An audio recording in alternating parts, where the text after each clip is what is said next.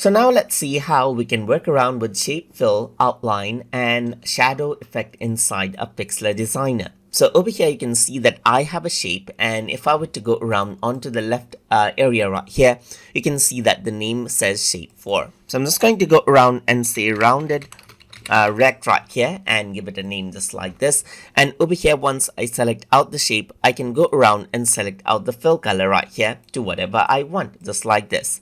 I can also go around and choose around the gradient, as you can see right here, as per how I like it, and then work around with pattern as well as I like it right here. So let's just go around over here and select, and then there you go. There's the different type of patterns that you can actually select for the shape as well, just like this. You can go around and change around the scale of the pattern over here, just like this as well, and then change around the direction of the pattern as well. So let's say, for example, 30 right here, and that is what you have, as you can see. So this is what you have. You can go around and rotate it, and you can go around and change around, let's say, for example, radius and so forth, as you can see right here, just like this, as you want.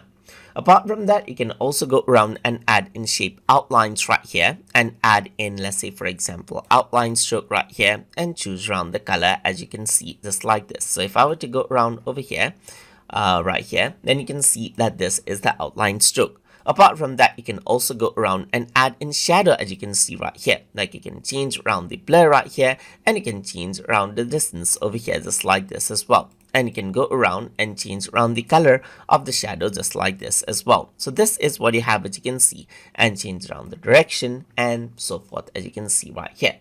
So that is how you can work around with shape fill, outline, and shadow inside of Pixlr Designer. So hope you guys learned something as always.